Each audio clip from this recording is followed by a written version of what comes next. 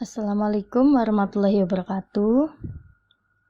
Pada pertemuan hari ini kita akan membahas tentang syarat uji one way ANOVA, tutorial melakukannya, dan interpretasi data untuk uji one way ANOVA.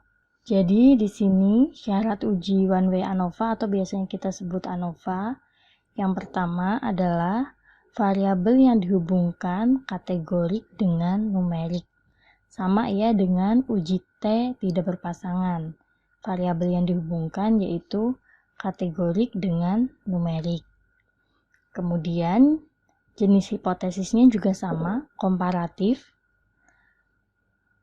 Datanya merupakan data yang tidak berpasangan. Nah, di sini perbedaannya adalah jumlah kelompoknya adalah 3 kelompok. Sedangkan ketika diuji T tidak berpasangan, jumlah kelompoknya adalah 2 kelompok. Untuk ANOVA jumlahnya adalah 3 kelompok. Kemudian syarat berikutnya, distribusi atau sebaran data wajib normal dan varians data juga harus sama atau homogen. Jika memenuhi syarat tersebut, maka uji yang digunakan adalah uji one way ANOVA. Namun, jika tidak memenuhi syarat, maka digunakan uji alternatifnya, yaitu uji non-parametrik Kruskal-Wallis. Di sini saya sudah membuat skema untuk melakukan uji one way ANOVA. Yang pertama kita lakukan adalah uji normalitas. Di sini apabila datanya normal, maka kita lanjut uji varians. Untuk one way ANOVA, uji varians dan uji ANOVA-nya bisa dilakukan bersamaan. Apabila uji variansnya sama atau datanya homogen, maka ketika hasil ANOVA-nya nilai signifikansinya kurang dari 0,05, kita bisa melanjutkan dengan analisis post hoc Bonferroni. Namun, apabila uji variansnya beda dan nilai signifikansi ANOVA-nya kurang dari 0,05, maka analisis post hoc yang kita gunakan adalah Tamhanen. Kemudian, apabila uji normalitas hasilnya tidak normal, maka kita tidak bisa menggunakan uji one way ANOVA, melainkan kita menggunakan uji non-parametriknya yaitu Kruskal-Wallis. Apabila nilai signifikansinya kurang dari 0,05, maka kita lanjut dengan analisis post hoc-nya Mann-Whitney. Jadi kalau nilai signifikansinya lebih dari 0,05 atau tidak terdapat perbedaan, maka tidak perlu kita lanjutkan analisis post hoc-nya. Jelas ya? Jadi langkah melakukan uji ANOVA yang pertama adalah uji normalitas. Kemudian langkah yang kedua adalah kita melakukan uji varians dan ANOVA. Apabila nilai signifikansi ANOVA-nya kurang dari 0,05, berarti terdapat perbedaan minimal ada di 2 kelompok. Maka untuk melihat kelompok mana yang ada perbedaannya, kita lanjutkan analisis post hoc. Namun, apabila nilai signifikansi ANOVA-nya lebih dari 0,05, berarti tidak ada perbedaan pada kelompok tersebut. Maka tidak perlu dilakukan analisis post hoc. Oke, kita lanjut. Di sini ada beberapa cara untuk menilai hasil uji normalitas. Yang saya warnai hitam ini adalah secara deskriptif, yang saya warnai merah ini adalah secara analitik. Pada pertemuan minggu lalu kita sudah sepakati bahwa untuk menilai hasil uji normalitas kita gunakan yang secara analitik, yaitu dengan melihat uji Kolmogorov-Smirnov atau Shapiro-Wilk. Kolmogorov-Smirnov digunakan jika sampel lebih dari 50, sedangkan Shapiro-Wilk digunakan jika sampel kurang dari sama dengan 50. Kenapa kita gunakan uji Kolmogorov-Smirnov atau Shapiro-Wilk untuk melihat normalitas? Karena nilai ini cenderung lebih objektif dibandingkan yang lain. Jadi jelas ya, untuk uji normalitas Apabila nilai P-nya kurang dari 0,05 berarti data tidak normal. Untuk uji varians, apabila nilai P kurang dari 0,05 berarti data heterogen. Untuk uji one way ANOVA, apabila nilai kurang dari 0,05 maka terdapat perbedaan rata yang bermakna minimal ada di dua kelompok. Begitu pula untuk uji Kruskal-Wallis, jadi terdapat perbedaan rata yang bermakna minimal antara dua kelompok. Oke, untuk teorinya saya cukupkan. Supaya lebih jelas, kita langsung praktek. Di sini ada sebanyak 55 responden, di mana kita sedang melakukan penelitian tentang faktor-faktor yang mempengaruhi kelelahan. Variabel bebasnya adalah umur responden, lama menggunakan komputer, lama istirahat, dan intensitas penerangan. Untuk variabel bebas, yaitu umur, lama, istirahat, penerangan, datanya berupa numerik. Sedangkan untuk variabel terikatnya, yaitu kelelahan, di sini datanya berupa kategorik 3 kelompok, yaitu lelah ringan, lelah sedang, dan ada lelah berat. Jadi ini untuk syarat pertama ANOVA udah memenuhi, yaitu data yang dihubungkan adalah data numerik dengan kategorik, numerik dengan kategorik, numerik dengan kategorik, numerik dengan kategorik. Di mana kategoriknya di sini ada 3, yaitu lelah ringan, sedang, dan ada lelah berat. Untuk syarat yang berikutnya, di sini datanya juga bukan merupakan data yang berpasangan, jadi ini adalah data yang tidak berpasangan. Kenapa tidak berpasangan? Karena kita hanya melakukan pengukuran satu kali untuk tiap variabel. Jelas ya? Hipotesisnya di sini adalah hipotesisnya komparatif. Oke, untuk syarat selanjutnya kita mau melihat apakah sebaran datanya normal atau tidak. Jadi kita harus melakukan uji normalitas terlebih dahulu. Ini adalah langkah pertama sebelum kita melakukan uji ANOVA, yaitu uji normalitas. Caranya, klik Analyze, Descriptive Statistic, Explore.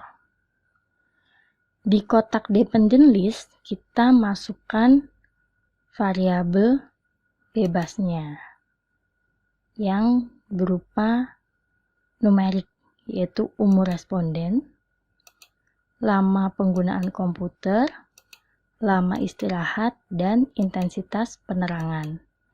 Di sini kita bisa melakukan sekaligus, bisa melakukan satu persatu.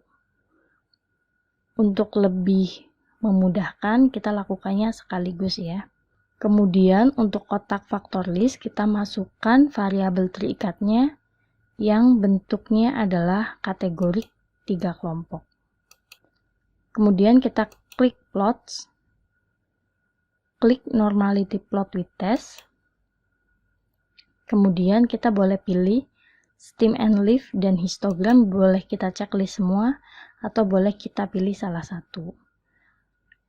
Kebetulan saya lebih sering menggunakan histogram, jadi saya pilihnya histogram. Tetapi kalian boleh menggunakan dua-duanya atau menggunakan salah satunya. Atau boleh tidak menggunakan keduanya, karena sebenarnya yang kita lihat langsung adalah normality plot with test-nya. Jelas ya?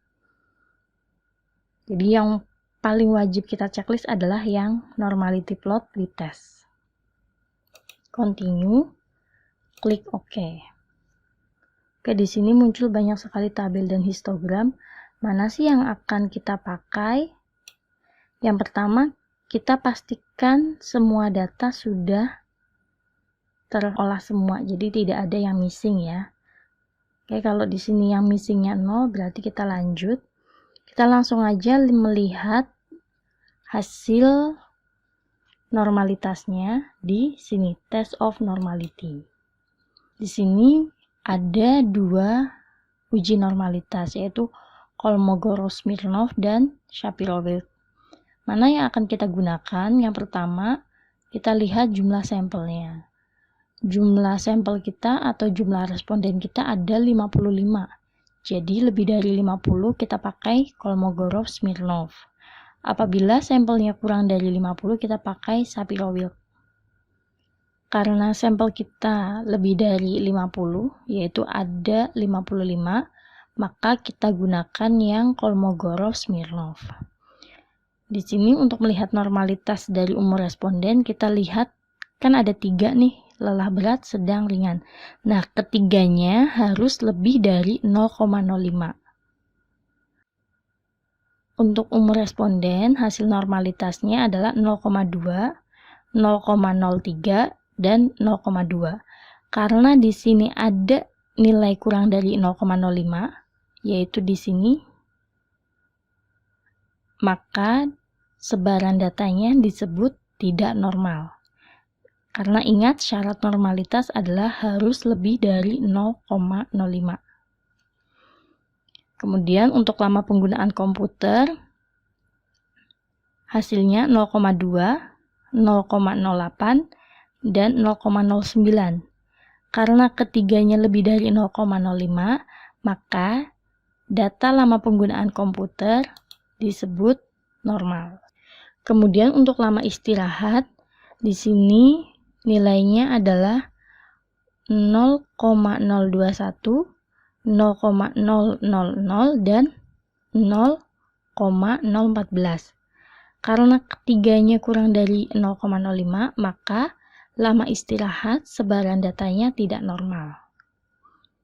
Untuk intensitas penerangan, di sini hasilnya 0,2, 0,12, dan 0,2. Karena ketiganya lebih dari 0,05, maka intensitas penerangan memiliki sebaran data yang normal. Jadi dari keempat variabel ini, yang normal adalah lama penggunaan komputer dan intensitas penerangan. Jadi yang bisa kita lanjut ke uji one way ANOVA adalah lama penggunaan komputer dan intensitas penerangan. Jelas ya, karena hanya 2 ini yang normal. Untuk uji one way ANOVA, caranya adalah klik Analyze, Compare Means, kemudian one way ANOVA.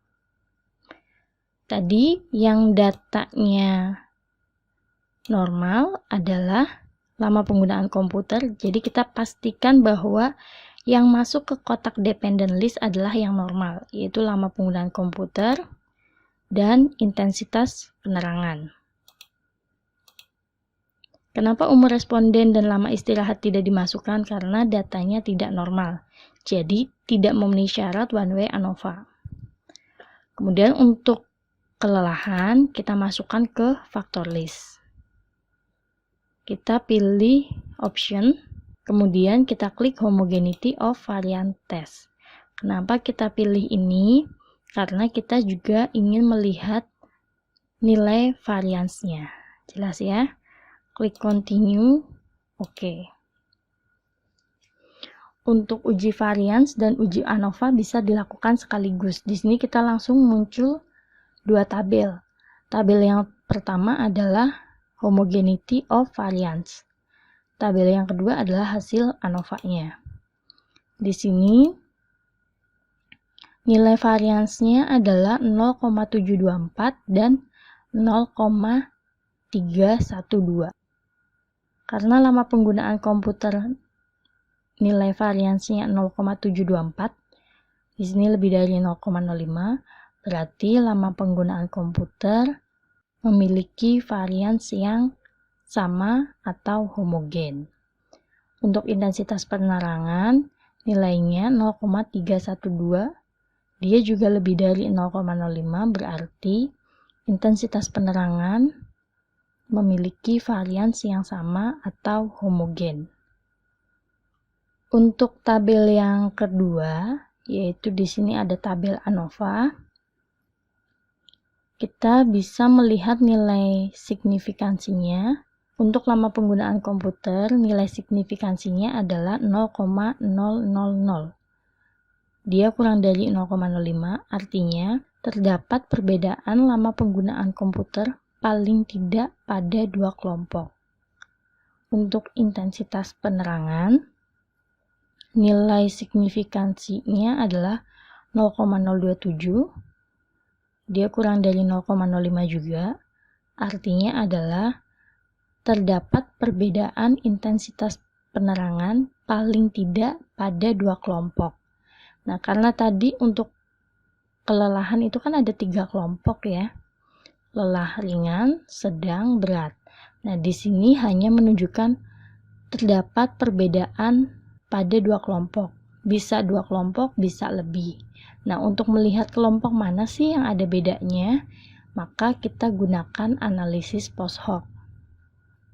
Untuk melakukan analisis post hoc, caranya adalah klik analyze, kemudian compare mean, one way ANOVA, klik post hoc-nya. Kalau tadi kan kita kliknya option ya untuk melihat varians. Nah, sekarang karena kita ingin melihat kelompok mana sih yang ada bedanya, apakah lelah ringan sama sedang, atau sedang sama berat, atau ringan sama berat. Nah, di sini kan kita belum muncul ya, mana sih kelompok yang ada bedanya. Maka kita lakukan uji post hoc. Jadi kita langsung klik aja post hoc. Di sini pilihannya ada banyak sekali. Karena variansnya sama atau homogen, kita bisa pilih yang Bonferroni. Kalau variansnya tidak sama, kita bisa pilih yang Tamanes. Kemudian klik continue, klik OK. Untuk membaca post hoc testnya atau uji post hoc-nya, kita bisa lihat untuk lama penggunaan komputer, lelah berat dengan sedang, signifikansinya 0,087, lelah berat dengan ringan 0,000, sedang dengan berat 0,087. Ini sama aja karena tinggal dibalik berat sedang berat pasti nilainya sama. Lelah sedang dengan ringan 0,003. Jadi dari hasil uji post hoc ini untuk lama penggunaan komputer yang terdapat perbedaan adalah pada kelompok lelah berat dengan lelah ringan, yaitu nilainya 0,000, dan lelah sedang dengan lelah ringan, yaitu 0,003. Untuk lelah sedang dengan lelah berat tidak ada perbedaan karena nilainya lebih dari 0,05, yaitu 0,087. Untuk CI-nya, cara bacanya sama dengan uji T tidak berpasangan ya. Ini lowernya, ini uppernya. Kalau dia melewati 0, berarti tidak ada perbedaan. Ini melewati 0, dijamin tidak ada perbedaan. Sedangkan ini tidak melewati 0, maka ada perbedaan. Untuk intensitas penerangan, kelompok yang memiliki perbedaan adalah antara kelompok lelah berat dengan lelah ringan, yaitu nilainya 0,031. Sedangkan kelompok lelah sedang dengan berat tidak ada perbedaan karena nilainya 0,981, dan kelompok lelah sedang dengan lelah ringan tidak ada perbedaan karena nilainya 0,103. Jelas ya, jadi dari hasil ini menunjukkan bahwa untuk lama penggunaan komputer, kelompok yang memiliki perbedaan rata-rata lama penggunaan komputer adalah kelompok lelah berat dengan lelah ringan, atau bisa kita balik kelompok lelah ringan dengan lelah berat, dan kelompok lelah sedang dengan lelah ringan, atau kita balik ya, bisa lelah ringan dengan lelah sedang. Untuk intensitas penerangan, kelompok yang memiliki perbedaan rata intensitas penerangan adalah antara kelompok lelah berat dengan lelah ringan. Jelas ya? Oke, untuk materi hari ini saya akhiri. Wassalamualaikum warahmatullahi wabarakatuh.